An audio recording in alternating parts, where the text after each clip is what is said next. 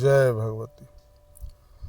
वनस्पति तंत्र में चिचिड़ी का, उसको अपामार्ग भी बोलते हैं। चिचिड़ी का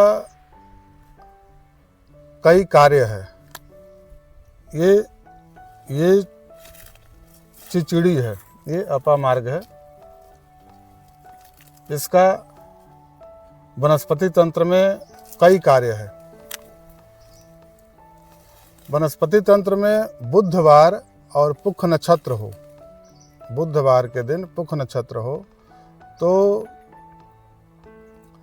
इसको जड़ सहित पूरा इसको उखाड़ ले और इसको एक दिन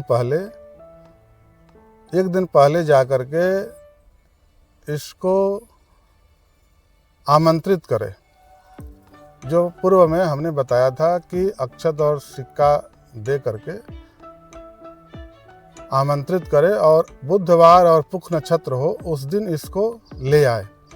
इसका जड़ से ले करके पूरा हर चीज, तना शाखा सब इसका कार्य करता है। इसका विशेष रूप से जड़, जिसका बुध ग्रह सही नहीं होता है, उसका स्थिति सही नहीं है, बुध से लाभ लेना चाहते हैं तो उसके लिए आपको इसका जड़ ले करके और हरे रंग के कपड़े में उसको बांध करके आप बाजू में धारण कर सकते हैं या गले में धारण कर सकते हैं। दूसरा है कि आप इसको ताबीज में भी डाल सकते हैं। इसका एक और भी है कि जैसे स्त्री को जब गर्भ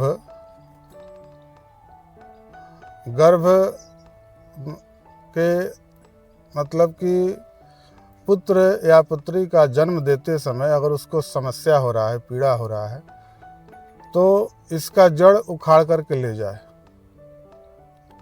और उसको वहाँ पर बांध दे तो ये सुविधा से, आसानी से उसको पुत्र या पुत्री जन्म देने में इसका सहायक होगा।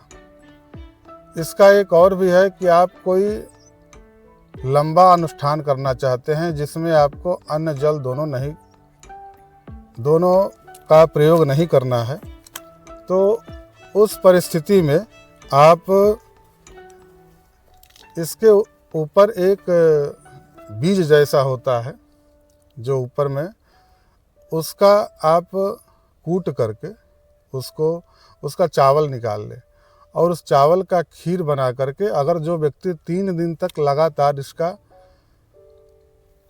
खीर खा लेगा उसको 40 दिन तक भूख नहीं लगेगा। ये वनस्पति तंत्र में इसको बताया गया है। अगर आपको कोई विशेष अनुष्ठान करना है, कोई लंबा अनुष्ठान करना है, कोई साधना करना है, तो उसमें इसका प्रयोग आप ले सकते हैं। इसका विधि है कि इसका जो इसमें ऊपर जो बीज की तरह होता है वह उसका आप चावल निकाल ले और उसका खीर बना करके 3 दिन तक लगातार खाना है।